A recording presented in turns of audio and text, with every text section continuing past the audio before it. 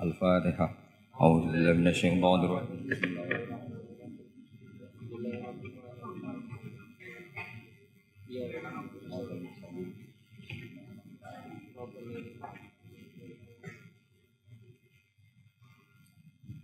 Bismillahirrahmanirrahim. Ini sesuai janji saya ngaji tentang am dan khos. Annaul khamisu wal arbaun fi amihi wa khosihi. Jadi bagian dari ke-45 tentang am dan khos. Am artinya gini, satu lafadz yang maknanya itu mencakup apa saja yang bagian dari fardun min afrodi dzalikal am. Jadi kalau ada orang bilang Ja'al insanu, datang manusia. Berarti manusia siapa saja. Bisa sukunya macam-macam, agamanya macam-macam. Asal kecelok atau tersebut sebagai apa? Manusia. Nanti kaitannya tentang hukum. Saya baca ya. Al-amu lafdun yastaghriqu as-soliha lahu min ghairi hasrin. Jadi yang dikatakan am adalah satu pilihan kata yang siapa saja atau apa saja bisa masuk tanpa dibatasi. Di sini dicontohkan oleh Imam Suyuti kulluman 'alaiha fan. Setiap yang berdomisili di bumi pasti nanti fanin, semuanya akan apa? Rusak atau akan apa? Hancur atau musnah. Itu enggak ada pengecualian sama sekali. Tapi kemudian selalu ada problem am. Problemnya begini. Ada hal-hal yang oleh eksplisit ya, bukan sekedar implisit. Eksplisitnya nas itu dikecualikan. Nah, pengecualian itu bisa secara makna maupun secara mafhum. Misalnya begini, kamu punya aturan siapa saja enggak boleh masuk rumah ini. Itu kalau satpam kamu itu pinter, tentu otomatis tidak memasukkan aturan itu tidak termasuk untuk istri dan anak. Nah, nanti enggak boleh terus satpamnya bilang anaknya mau masuk, jangan. Kata bos saya siapa saja, kamu termasuk siapa saja. Atau contoh paling gampang itu istri sedang baik-baiknya ngomong sama suaminya, Mas, nak ingin apa rembuk sama saya, ingin apa saja rembuk sama saya. Ternyata, oh ya, ternyata rembukannya, saya ingin poligami. Wah, itu apa saja yang jadi masalah. Padahal kalimatnya kalau ingin apa saja, rembuk dengan saya. Kira-kira kalau inginnya seperti itu, kira-kira masalah apa enggak? Geger kan? Nah itu termasuk apa saja apa enggak? Apa saja. Cuma yang itu jangan. Nah itu ada analisis ulama, sehingga analisis ulama itu mengatakan begini. Fama min amin illa wa yatakhayyalu fihi takhsisu. Saya ulang lagi ya. Fama min amin illa wa yatakhayyalu fihi takhsisu. Enggak ada lafadz am kecuali kebayang ada takhsisnya, kebayang ada pengkhususan. Karena ya otomatis itu otomatis. Kayak tadi misalnya sampean tak bilangin siapa saja enggak boleh masuk rumah saya. Tentu itu ada koridor hukum baik yang difahami secara implisit maupun secara tatanan sosial bahwa itu tentu maksudnya itu orang lain. Tapi kalau gurunya, orang tuanya, anaknya, istrinya tidak akan masuk kaidah itu. Misalnya ya ayyuhalladzina amanu la tadkhulu buyutan nabiyyi illa yudana lakum. Wahai orang-orang yang beriman jangan masuk rumahnya Nabi kecuali dapat izin. Tentu ayat itu bukan untuk Sayyidah Aisyah, bukan untuk Hasan Husain, bukan untuk Sayyidina Ali, bukan untuk Sayyidah Fatimah, karena mereka orang-orang yang otomatis boleh keluar apa? Masuk. Makanya itu enggak gampang ya, menyimpulkan hukum dari Al-Qur'an enggak gampang. Misalnya gini, wa ahallallahu al-bai'a, Allah menghalalkan jual beli. Tentu enggak pernah kebayang termasuk di situ adalah jual beli narkoba, jual beli yang menipu, jual beli yang merugikan orang. Jual beli ini yang parah lagi ini. Provokator ini. Jual beli wong wedok kan. Itu. Nah, enggak bisa kamu nerjemah gini, Allah menghalalkan jual beli apa saja. Karena apa saja ini bahaya untuk kasus-kasus yang diharamkan Allah Subhanahu wa taala. Lah pengecualiannya gimana caranya? Pengecualian cara berpikir gini, yang dihalalkan Allah pasti yang baik. Berarti terjemahnya Allah menghalalkan jual beli yang baik. Nah, jadi makanya disebut di sini fama min amin illa wa yatakhayyalu fi takhsis. Tidak ada am kecuali prakteknya tetap ada takhsis, ada khusus. Misalnya gini, As-sholatu khairun maudu'un fa'aksir au akillah. Salat itu selalu baik. Maka silahkan kamu memperbanyak salat atau pas-pasan au akillah. Maksudnya salat sunat. Tentu itu mengecualikan salat setelah subuh sampai matahari apa? Terbit dan setelah asar sampai matahari terbenam. Padahal itu juga salat tapi dikecualikan dari yang disyariatkan. Misalnya Nabi zaman Sugeng sering ngendikan kamu boleh sholat di belakang siapa saja yang muslim. Tentu mengecualikan enggak boleh seorang perempuan ngimami seorang laki-laki. Padahal perempuan juga orang apa? Muslimah. Maka di sini ada trauma ya, ada trauma dari ulama sampai enggak mau belajar kaidah. Cari hukum-hukum yang detail, ibarat pasal-pasal kenegaraan ya sampai detail-detail ayatnya, penjelasannya. Karena kalau kaidah umum itu pasti repot. Misalnya sampai ngartikan Pancasila, sila ketiga itu apa? Persatuan Indonesia. Kan nggak bisa kamu artikan partainya harus sama, pilihan presidennya harus sama. Karena kalau beda namanya tidak persatuan. Ya tidak bisa seperti itu. Karena kalimat itu pasti bias.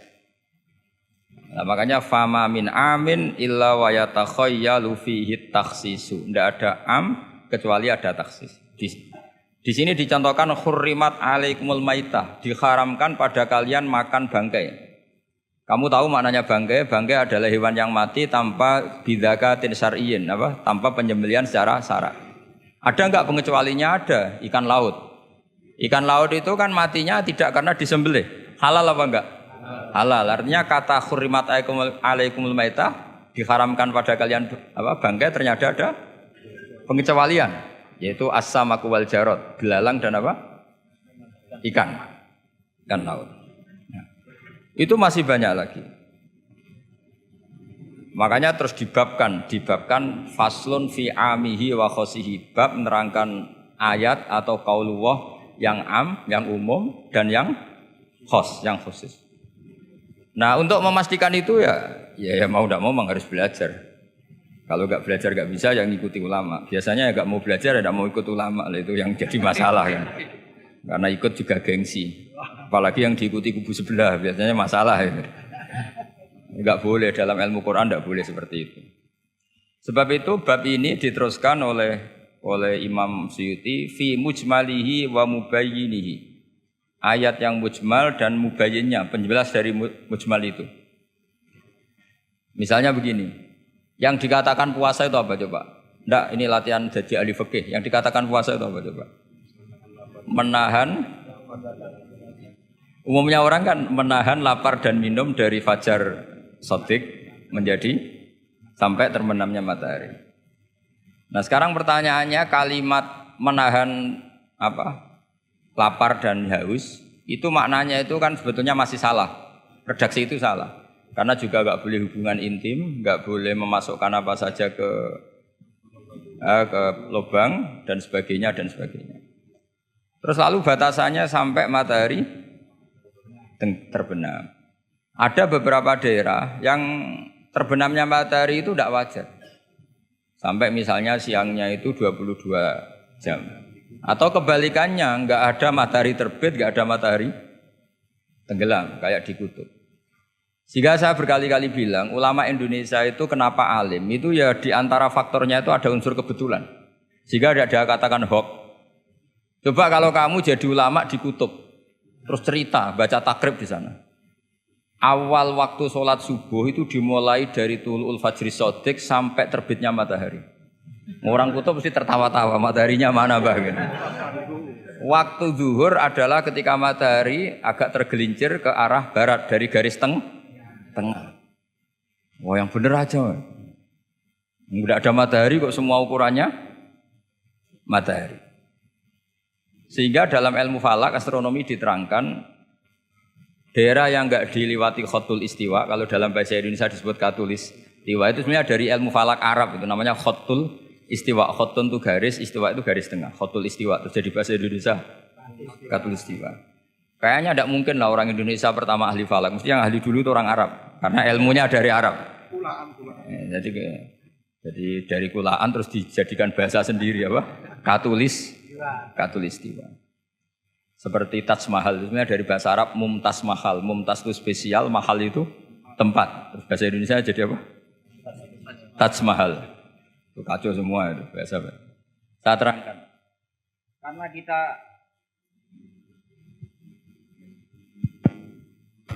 Karena kita ngaji di Indonesia, kebetulan Indonesia termasuk daerah yang dilewati apa? Katulistiwa. Sehingga waktu kita normal, trennya ya 12 sama berapa? 12. Nanti ada masalah itu misalnya kamu tadi di kutub. Lalu puasanya gimana? Apa dikonversi? Tetap polanya 16 jam. Terus konversi per antar sholat itu kira-kira berapa apa? Jam. Taruh saja misalnya kamu sudah duhur jam 12. Ya trennya asarnya ya jam 3. Kan nggak mungkin habis duhur jam 12 asarnya jam 1. Karena polanya tafawutnya antara duhur dan apa? Asar itu 3 jam. Setelah duhur sama asar sama maghrib polanya juga 3 jam. Maka yang seperti ini mau tidak mau harus ada pengecualian. Ketika Rasulullah misalnya ngendikan waktu asar itu khina yakunu dhillus syai' mislahu terus waqalilan misalnya.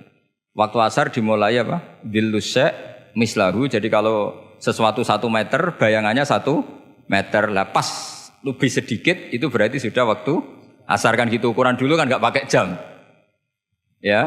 Terus habisnya waktu asar setelah matahari terbenam. Tentu dawuhnya Nabi seperti itu, momentumnya di mana? Di daerah yang dilewati khotul istiwa. Karena yang tidak dilewati khotul istiwa tidak ngalami ada matahari terbit, terbenam dan zawalus syamsi. Makanya tadi itsma min amin illa wa yatakhayyalu fi takhsisu, udah ada am. Tidak ada kaidah umum kecuali sebetulnya pasti ada khusus. Ya kayak tadi. Mas kowe kepen opo tak dukung. Wah, terus aku yo pengen wayo wis taqabbal wa minkum taqabbal ya kari. Padahal kalimatnya apa? Apa saja. Tapi jangan lagi-lagi tentang itu. Kamu enggak bisa bantah, kan apa saja. Oh, udah sorong goblok kok pahaman kan mesti gitu, malah masalah besar itu. Sehingga di Quran itu selalu ada seperti itu. Misalnya ya sama lah misalnya, nikahi perempuan siapa saja yang kamu cintai. Ya tentu cinta yang kamu cintai itu tidak memasukkan ibu dan adik. Karena itu mahram apa? Pasti ada, orang pasti paham. Boleh menikahi perempuan siapa saja yang kamu cintai, asal muslimah, asal sholat. Secara kaidah asal muslimah, asal sholat kan memasukkan ibu dan saudara kandung atau adik kandung. Tapi kan nggak kebayang dalam nikah seperti itu. Jadi otomatis ada istisna. Makanya ini perlu dicatat ya. Makanya jangan sering dalil ayatnya begini berarti memasukkan apa saja, tidak bisa. Itsma min amin illa wa yatakhayyalu fihi takhsis. Nggak ada ayat umum kecuali prakteknya ada takhsis, ada kekhususan. Jelas ya? Apa saja. Misalnya gini, bohong itu haram.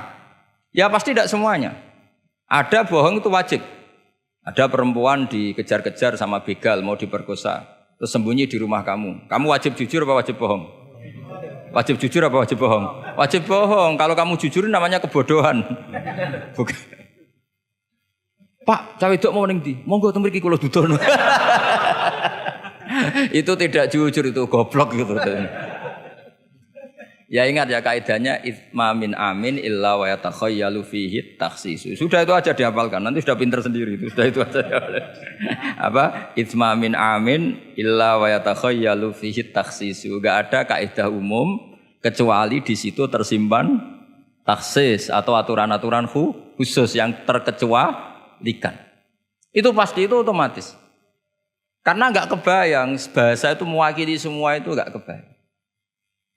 Misalnya ada pembantu mesti dibilangin gini sama penyalurnya, ya kalau disuruh majikan apa saja turutin ya, disuruh ngelayani ya saja apa turutin, terus ngelanyari diranjang ya, taqabbalallahu minna minkum kan, tetap nggak bisa, kayak lafadz itu nggak bisa. Kalau majikan kamu ingin apa saja turutin, tentu tidak memasukkan hal-hal yang dilarang agama. Itu juga misalnya mahasiswa, sama dosen nurut ya perintahnya apa saja ya apa saja yang dibolehkan, maksudnya bukan apa saja secara bebas. Nah itu di Quran juga gitu. Kalau ada ayat apa saja, sebetulnya di situ pasti ada apa? Takhsis ya, jelas ya. Itsma min amin illa wa yatakhayyalu fihi takhsis. Sehingga susah sekali cari umum yang tetap maknanya umum. Sekarang misalnya pertanyaannya lagi, ini ada beberapa kaidah.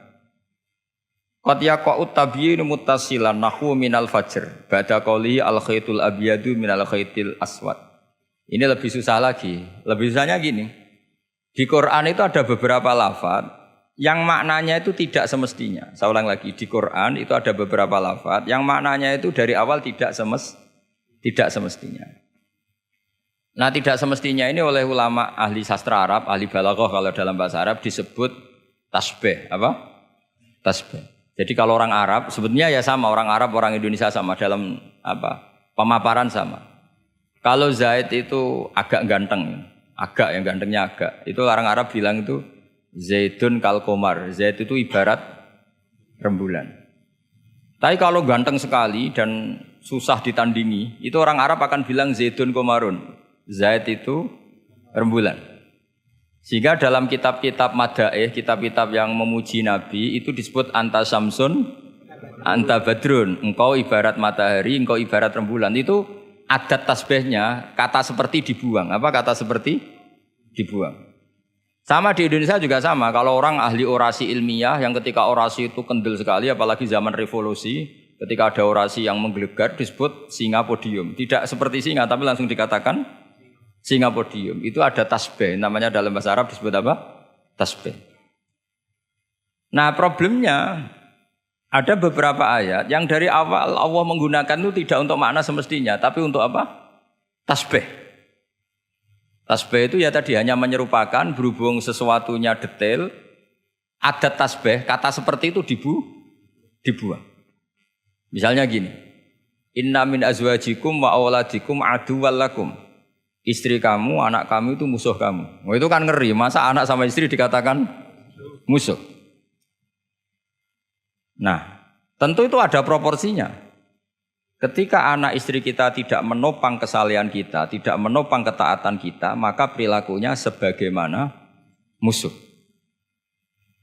Tapi ketika mereka baik, benar-benar baik, kata Nabi, sebaik-baiknya pemberian dari Allah dan sebaik-baiknya mata udunya adalah almar'atus solihah, wanita yang solihah, yang membantu kamu menjadi orang baik. Artinya apa? Ada proporsi di mana perempuan digelari musuh, distatuskan musuh. Ada proporsi di mana perempuan berstatus pembela atau penopang ketaatan. Ya sudah seperti itu. Nanti kalau baca Quran, baca hadis seperti itu. Di mana wanita dipuji maknanya kayak apa? Ketika dikritik maknanya kayak apa? Lelaki juga gitu sama. Sehingga banyak ulama yang merumuskan hubbul mal misalnya, mencintai harta. Itu hukumnya gimana? Ya kalau untuk kebaikan ya baik, kalau untuk keburukan ya buruk. Nah, makanya innama amwalukum wa auladukum fitnah. Harta kamu, anak kamu itu ujian. Nah, ini penting sekali dikenalin sehingga Quran itu tidak saling bertabrakan. Ya, Quran itu tidak saling bertabrakan. Di ayat ini perempuan dipuji, di ayat ini perempuan dikritik. Misalnya tadi inna min azwajikum wa auladikum aduwwal lakum, tapi ada ayat fassolihatu qanitatun hafidhatun lil ghaibi bima hafidha. Perempuan itu luar biasa, penjaga kedamaian, penjaga kehormatan, itu luar biasa dipuji. Ya tentu dalam konteks yang layak dipuji. Kalau sedang dikritik ya dalam konteks yang layak dikritik. Artinya pujian ini bukan cek kosong tanpa pengecualian, dihujat atau dikritik juga tanpa cek kosong tanpa pengecualian. Lagi-lagi kaidahnya itsma min amin illa wa yatakhayyalu fihi takhsis. Tidak ada lafaz umum kecuali di situ terbayang ada kekhususan. Ya jelas ya. Jadi, nah kemudian kekhususan itu gimana? Kalau dalam ilmu fikih disebut menghilangkan masodak. Masodak itu pokoknya ini tak pakai bahasa asli ya, biar nanti habis ngaji itu keren. Ini pasti pakai bahasa asli yang di usul fikih. Masodak itu satu nama yang mencakup sesuai kriteria, definitif lah kalau dalam bahasa inteleknya ini. Misalnya gini, ini coba pegangin. Ini yang dikatakan tangan ini sampai ini kan. Ini semuanya tangan. Nah ini namanya mujmal. Kata Rasulullah misalnya kalau kamu wudu, basuhlah tangan kamu. Tapi secara sanad kita sampai Rasulullah basuh tangan itu sampai sini saja. Ya kan? Itu di bab wudu. sampai siku saja. Tapi sikunya terbasuh loh ya. Jelas ya. Padahal ini juga tangan. Tapi di bab qat'u yadis sarik, di bab memotong tangannya pencuri, wasariqu wasariqatu faqta'u aydiyahuma. Orang kalau mencuri dalam ajaran Islam atau negara Islam dipotong tangan. Segini apa hanya segini? Sampai gelang kaki apa mata ini namanya? Pergelangan apa sampai sini? Pergelangan. Padahal kalimatnya ya faqta'u aydiyahuma, maka potonglah tangannya. Tapi ternyata di bab potong tangannya pencuri di negara Islam hanya pergelangan, tapi di wudu sampai siku. Lalu kalau mau tanya ukurannya apa Gus? Ya itu ukurannya ngaji tadi. Ya ukurannya ngaji memang nggak bisa dijelaskan. Kalau nggak paham jangan protes terus. Ya sudah seperti itu. Apalagi misalnya di Quran disebut jika kamu tahallul dari haji maupun umroh, muhallikina ru'usakum, itu lafadznya muhallikina ru'usakum, memotong kepala. Masa setelah haji dibantai kan enggak? Nah itu ru'us di situ itu dengan makna apa? Rambut. Lalu pertanyaannya harus semua apa sebagian? Nah itu kan masalah. Nah itu namanya mujmal. Mujmal itu lafadz yang umum, masodak kalau dalam bahasa Arab. Kemudian kita mencari-cari sanad. Saya ulang lagi, kita mencari-cari sanad sampai Rasulullah dulu beliau maknanya kayak apa. Akhirnya ternyata Rasulullah kalau tahallul ada yang gundul, pelontos, didoakan sampai 3 kali, Allah marhamil muhallikin. Terus sahabat pada usul, wal muqassirin ya Rasulullah. Masyhur itu kan, ya Allah semoga orang yang cukur gundul engkau beri rahmat yang banyak. Sahabat yang enggak mau gundul usul wal muqassirin, juga yang cukur apa? Pendek. Nabi masih ngulang lagi wa marhamil muhallikin. Mereka protes lagi wal muqassirin ya Rasulullah, tapi Nabi masih enggak mau ngendikan apa? Nah, terus baru ketiga sudah disebut, baru yang terakhir bilang apa? Wal muqassirin, juga yang cukur pendek. Lalu ukurannya apa? Imam Syafi'i milih qadru'un mulatil asbu, sekadar apa? Ujungnya apa? Jari. Sehingga pokoknya kira-kira segini. Jumlahnya minimal berapa?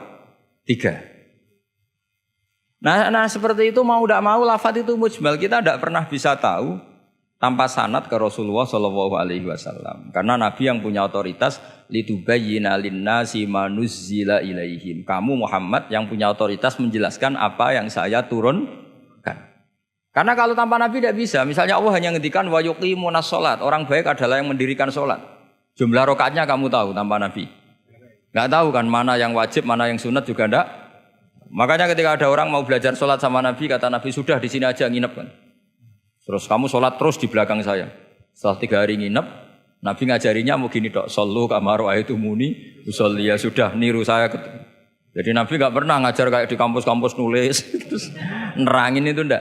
Kalau ada orang belajar sholat, ya Rasulullah saya ajarin sholat, sebagaimana sholat engkau. Ya sudah nginep di sini 3 hari, kamu sholat di depan. Ya sudah, terakhir mau boyong, Nabi hanya ngendikan sallu kama ra'aitumuni usolli, ya sudah kamu sholat kayak saya. Ketika musim haji juga gitu. Orang disuruh haji, kata Nabi, apa saja yang saya lakukan dilihat ya. Ya Rasulullah. Setelah selesai haji, Nabi hanya ngendikan, litakhudhu anni manasikakum apa? Litakhudhu anni manasikakum, ya sudah, kamu mengambil cara ibadah haji dengan melihat saya. Nah, cara-cara seperti itu sebenarnya lebih efisien ketimbang tag. Karena kalau tag itu bias. Sudah bias, kalau umum mesti potensi taksis, ya potensi apa? Taksis. Ya jelas ya. Jadi ini saya teruskan lagi ya. Misalnya at-talaqu marratan. Yang dikatakan cerai ini termasuk contohnya lagi, ini saya beri contoh. At-talaqu marratan, talak itu ada 2. Itu benar apa salah? Di Quran loh. Talak ada 2, benar apa salah? Cara fikih salah, karena menurut fikih talak itu 3. Ya saya ulang lagi ya. Di Quran kan istilahnya at-talaqu marrotan, tolak itu 2. Salah apa benar? Salah secara fikih, karena secara fikih tolak itu 3. Maka cara memahami gimana? At-tolaku marrotan, talak itu hanya 2 dalam konteks yang boleh kembali. Karena setelah 3 itu enggak boleh kembali lagi sampai si istri dirasakan orang lain. Nah, namanya apa? Mukhallil. Nah, akhirnya orang ulama itu mulai trauma, memahami ayat mulai trauma. Traumanya karena setiap satu kalimat atau satu frase atau satu qodiyah kalau dalam bahasa Arab itu mesti duduknya beda-beda, duduk perkaranya beda-beda. Di bab wudu tangan itu sampai siku. Di bab qat'u yadis sarik memotong tangan pencuri hanya sampai pergelangan. Ya sudah kalau tanya cara tahu gimana yang ngaji sudah nggak bisa itu jelaskan. Apalagi sebulan sekali gini wah tambah. Yang ngaji puluhan tahun saja tidak mesti alim apalagi sebulan apa? Sekali. Makanya itu bisa dipakai alasan. Kenapa ada alim? Kan sebulan sekali. Jadi kalau ditanya kenapa ada alim kan apa? Sebulan sekali. Itu kan salahnya Gus Ba, ada mau ngajar tiap hari gitu. Ya jadi jelas ya. Jadi semua itu ada proporsinya. Misalnya ada ayat lagi la tudrikuhul absor. Keyakinan orang mukmin nanti di surga itu melihat Allah apa enggak? Enggak keyakinan umumnya yang hadir di sini. Melihat kan? Tapi ada ayat la tudrikul absor. Allah itu tidak bisa tersentuh, bisa diliput oleh pandangan mata. Padahal di sebagian ayat wujuhu yauma idzin nadhirah ila rabbiha nadhirah. Orang-orang baik adalah wajahnya bersinar, nadhir itu maknanya bersinar pakai dot, ila rabbiha nadhirah dan wajah-wajah itu nanti melihat Allah. Akhirnya yang pakai dot ya. Jadi kalau pakai dot itu apa? Bersinar, wujuhu yauma idzin nadhirah terus apa? Ila rabbiha nadhirah. Nah. Akhirnya ulama cara berpikir gini. La tudrikuhul absor wa huwa yudrikul absor wa huwal latiful khabir. Meskipun kita melihat Allah itu tidak mungkin ikhatoh. Ikhatoh itu terus paham detail. Ya, paham apa? Detail. Karena bagaimanapun Allah itu qadim. Qadim itu la yutakayyaf. Enggak kebayang. Apapun hebatnya kita, perangkat kita ini semuanya profan, semuanya hadis. Sementara Allah adalah zat yang tidak terbatas. Sehingga ya sudah kita tidak akan melihat secara utuh, secara sempurna sampai kita paham. Tapi seperti itu sudah bisa dikatakan melihat. Paham ya? Misalnya Anda melihat Merapi dari jauh, sudah bisa dikatakan melihat. Tapi jangan disuruh detail, pohonnya apa saja. Nah itu kan nggak ngerti detail. Ya kira-kira gambarannya seperti itu. Jadi la tudrikul absor ada makna khususnya, yaitu sampai menguasai, sampai memahami. Ila rabbiha nadhirah ya melihatnya sampai apa sih kira-kira? Ya sudah seperti itu. Makanya semua kalimat ketika semua ulama, semua kalimat itu proporsional. Kamu bilang mencintai istri. Sama ibu ya bilang mencintai. Saya teman yang kamu cocok ya mencintai. Lalu makna mencintai itu gimana coba? Mencintai ibu ada maknanya sendiri. Mencintai istri ada maknanya sendiri. Terus mencintai simpanan ini yang repot. Itu maknanya juga sendiri lagi. Mencintai teman sendiri lagi, mencintai uang maknanya ya. Semuanya dengan kata mencintai. Misalnya orang mukmin disebut walladzina amanu asyaddu hubbalillah. Orang mukmin itu sangat mencintai Allah. Kalau mencintai Allah itu dengan mencintai manusia itu beda. Aturannya juga beda. Kata para ulama kalau Allah itu suka kalau dimintai.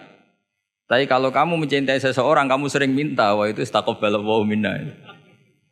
Jadi Allah itu suka Allahu yaghdabu in tarakta su'alahu wa banu adama yaghdab. Jadi Allahu yaghdabu in tarakta su'alahu. Allah justru tersinggung kalau orang yang mencintai dia kemudian tidak sering-sering minta.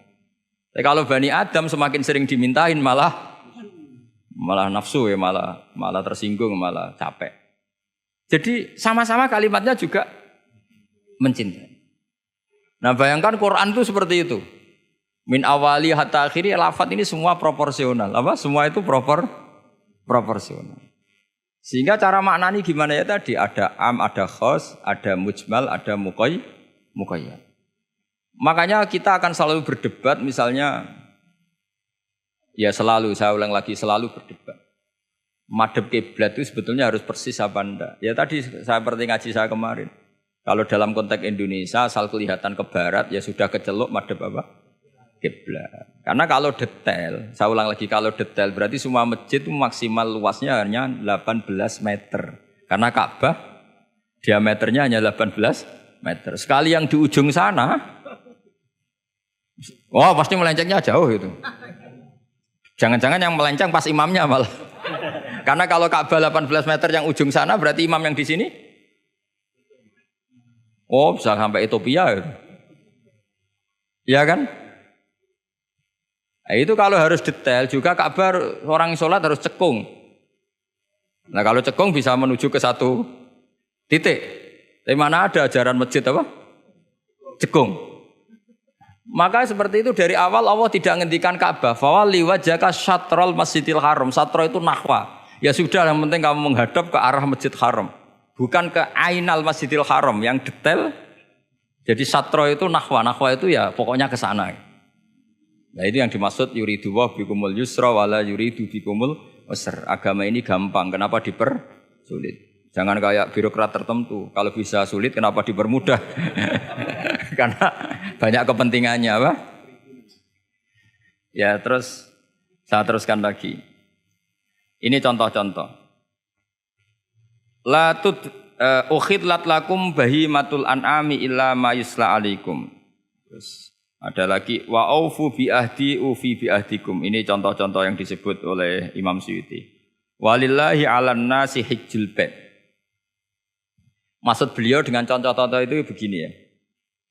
Misalnya kulluman 'alaiha fan, semua ini kalau kiamat nanti rusak semua. Pertanyaannya gini, Gus lalu panitia kiamatnya gimana? Misalnya Israfil yang masyhur jadi panitia kiamat itu kan Israfil kan sekarang sudah pegang apa? Trompet. Kalau trompet pertama malam itu gunjang terus trompetnya cebrok baru separuh itu kan terus gak jadi kiamat. Maka ulama mikir ini yang ya sudahlah kecuali panitianya gitu mesti akhirnya. Karena kalau ini panitianya ikut guling apalagi wah trompet sama mana ini belum selesai kiamat kalau sudah apa jatuh. Bisa dibayangkan kan kalau niupnya dari atas jatuhnya di Kaliurang. Oh udah gitu dekat Mbak Marijan susah nyarinya itu. Makanya ulama selalu mengecualikan kuluman aliyafan itu ada pengecualiannya. Misalnya kecuali panitia kiamat. Sehingga di Quran itu ada pembenaran pengecualian itu. Yaitu ada ayat wa yahmilu arsya rabbika fawqahum yauma idzin samaniyah. Jadi wa yahmilu lan gawa arsya rabbika arase pangeran sira. Fauqahum kang pangeran sak dhuwure para malaikat. Sapa samaniyatun malaikat 8. Jadi ketika kiamat dahsyat itu masih ada malaikat 8 yang masih happy-happy saja. Masih santai saja. Karena dia panitia. Ini kalau sampai makanya masyhur. Ya, itu kan jadi yauma idzin wa yahmilu arsya rabbika fauqahum yauma idzin. Di hari kiamat itu ada malaikat yang masih enggak rusak yaitu termasuk 8 malaikat panitia apa? Ya. Maka Israel itu, semoga ikut ngaji di sini Israel itu kacau. Kacaunya itu dia tahunya itu terlambat, masyhur itu. Setelah orang mati semua nanti di kiamat, kamu sudah tidak tahu, sudah mati. Ini saya tahu ya di kitab. Setelah mati semua Allah tanya, Israel sudah mati semua? Sudah Gusti. Sudah semua, sudah. Masih satu. Mana Gusti tak coplok nyawane katanya. Kamu katanya. Wah setelah itu Israel sudah cabut sendiri nyawa kamu. Itu kesakitannya Masya Allah. Tapi dia sekarang belum tahu. Kalau itu sakit belum tahu. Sekarang itu belum tahu. Makanya semoga dengarin supaya tahu. Orang sakit terus. Gimana Is? Sakit Gusti. Sakit sekali. Terus Israel bilang gini. Kalau saja saya tahu kalau dicabut nyawa itu sakit. Saya tidak main coba cabut. Ternyata sakit. Pakai cara apa saja. Jadi tapi dia itu nanti. Nyesalnya nanti. Sekarang belum tahu, makanya terus masih main cabut aja itu. Jadi malaikat Israel ya itu tadi. Maka tetap ada pengecualian. Karena kalau nggak ada pengecualian kita kiamat semuanya rusak lalu. Nah terus ulama menambahkan lagi surga dan neraka. Surga dan neraka itu juga termasuk ketika kiamat tidak ikut rusak. Karena kalau rusak lalu nanti orang-orang ini ditampung di mana? Kamu tahu kan para nabi sekarang posisinya di mana? Surga. Para syuhada Kalau ini ikut rusak, konstruksinya kan kacau semua. Jadi para syuhada, utamanya para nabi kan dijamin sudah di surga sekarang, enak-enakan, serba nikmat. Kemudian ada kiamat, gempa hancur lagi. Berarti kalimat surga enak-enakan kan keliru. Maka ada pengecualian lagi, termasuk surga dan neraka. Lah itu fama min amin illa wa yatakhayyalu fihi takhsis. Ya, jadi makanya ini pentingnya ngaji ulumul Quran ya. Bagaimanapun UI itu didirikan para ulama dulu. Mulai dari ulama NU, Muhammadiyah semuanya ikut mendirikan apa? UI. Dulu yang mendirikan ya Kiai Haji Wahid Hasyim, Mas Mansur dari Muhammadiyah semuanya ulama. Harusnya sekarang ya selalu punya ulama harusnya. Kalau tidak bisa harusnya ya akhirnya ngontrak ulama lucu kan ulama. Ulama kok kontrakan itu kan aneh. Makanya harusnya itu punya kader sendiri. Ini yang guru-guru VAI ini yang wajib itu. Ya, insya Allah gitu. Ya saya teruskan lagi ya. Jadi lafaz-lafaz yang butuh penjelasan kayak ihdinas siratal mustaqim, tunjukkan kami jalan yang lurus. Tentu butuh penjelasan. Penjelasannya apa? Siratal ladzina an'amta alaihim, jalan mereka yang telah Engkau beri nikmat. Juga sama walillahi 'alan nasi hijjul bait.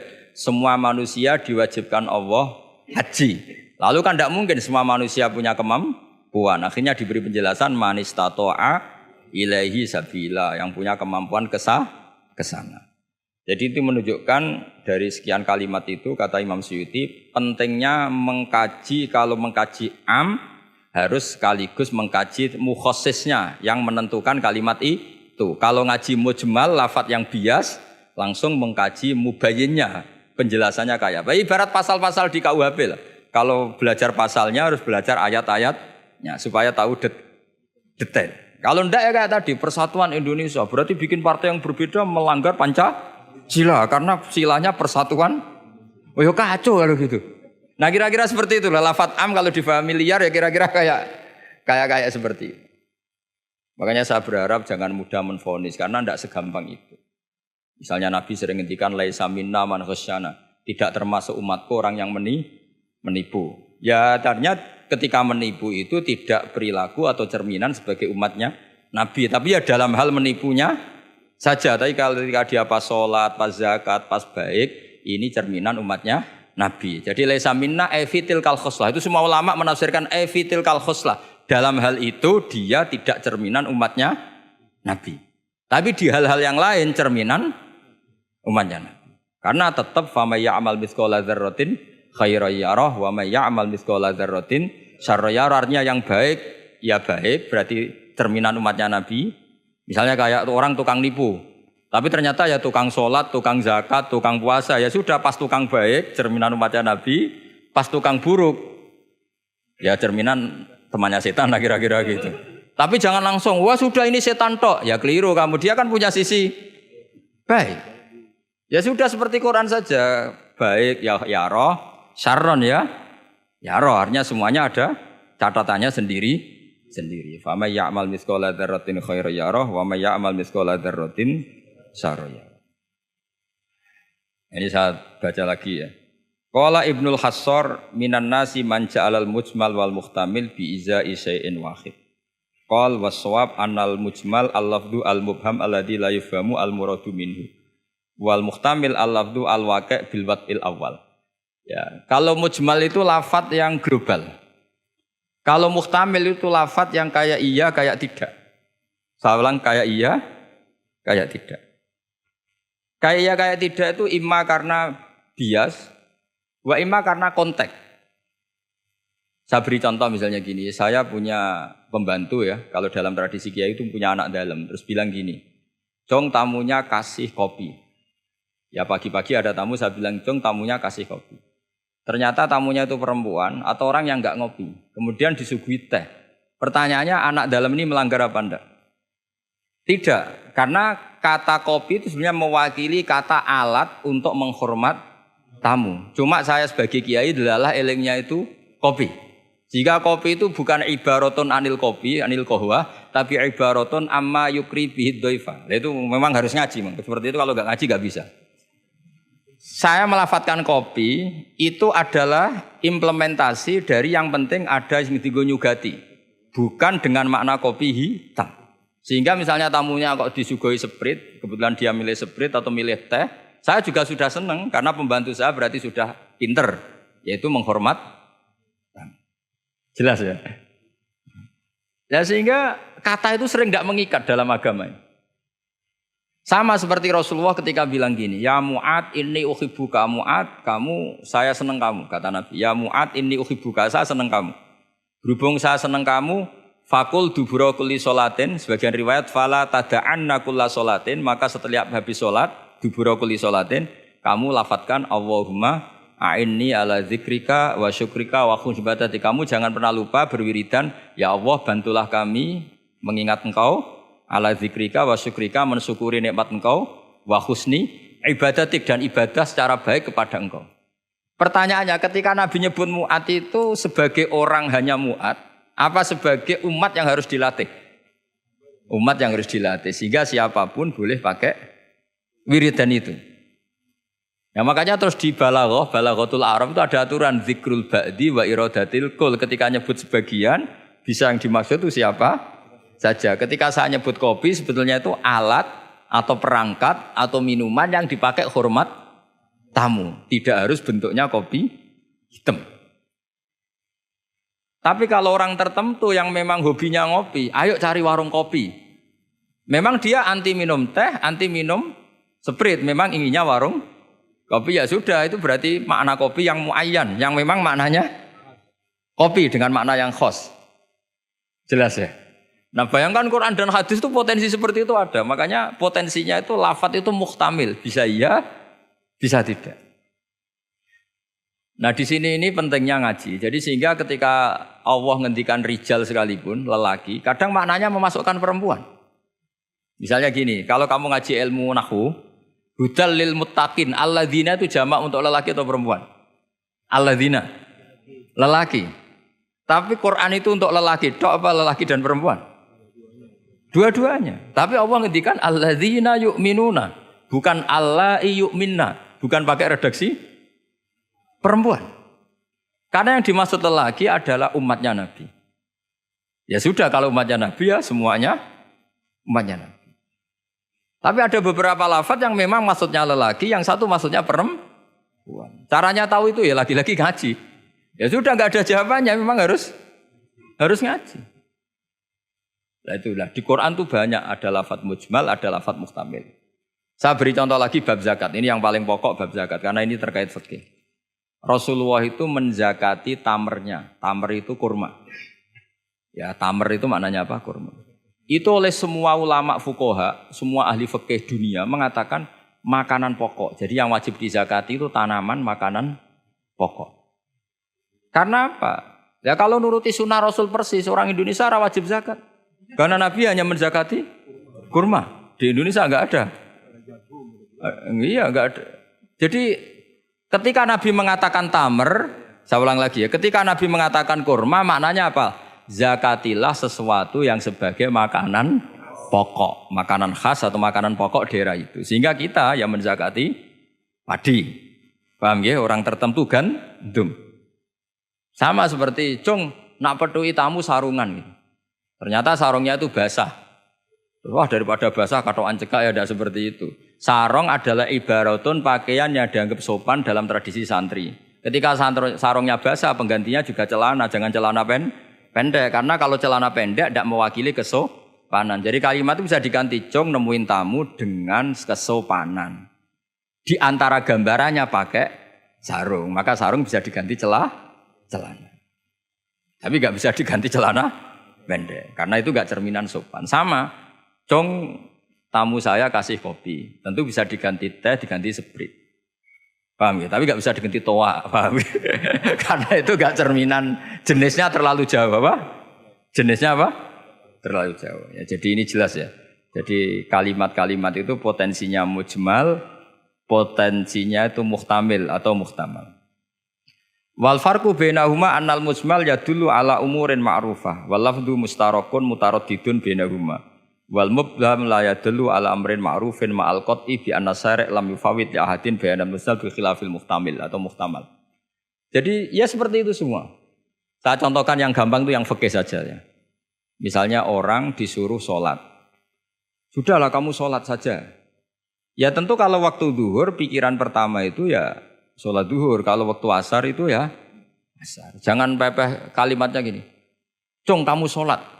Waktu duhur sholat apa saja. Qobliyah masjid atau tahiyat masjid. Yang penting kan sudah sholat. Jadi semua kalimat itu pasti proporsional. Ya semua kalimat itu pasti apa? Proporsional. Sehingga pertanyaannya secara fikih, kalau kita harus madhep kiblat dan sholat harus bergantung matahari, maksudnya Nabi ya tentu daerah-daerah yang ada mataharinya. Maka kalau yang nggak ada mataharinya, ada ketentuan lain yang nanti ikut menginduk yang ada apa matahari. Karena setiap hukum pasti ada muqtadul halnya, ada proporsinya. Makanya kata ulama fikih itu misalnya begini lagi, tak contohkan. Yang fikih aja yang gampang, karena itu keseharian kita. Sholat itu batal dengan makan. Kalau kamu sholat, makan batal enggak? Batal. Itu satu upo sudah batal enggak? Sudah kan? Itu bahasanya sholat batal bil akli dengan makan. Sekarang kalimatnya tak ganti. Cung hormatilah tamu dengan ngasih makan. Satu upo cukup apa satu piring? Sama-sama kalimatnya makan. Wis tak kei sak upo sing penting mangan. Tapi misalnya di bab sholat kok kamu babkan kayak menerima tamu ya kacau. Sholat itu batal dengan makan. Oh nak saupo orang mangan. Seringnya mangan ya sak piring. Jadi di bab sholat batalnya makan itu cukup saupo. Tapi di bab hormat tamu minimal sak piring. Kalimatnya sama-sama makan. Sama seperti yang saya ceritakan tadi. Di bab wudu tangan itu sampai siku. Di bab kotu ya disarik hanya pergelangan. Padahal ayatnya ya tangan faktou aidiyahuma. Padahal pergelangan bahasa Arabnya itu ku apa? Alku. Itu bab-bab yang oleh ulama disebut nanti kalau kamu ngaji Quran, kamu harus hati-hati karena ada lafadz mujmal, ada lafadz muhtamal, ada am, ada khas. Ya saya kira demikian, nanti pengajian berikutnya nanti apa? Dicari nanti tak umumkan pas ngaji aja. Assalamualaikum warahmatullahi wabarakatuh.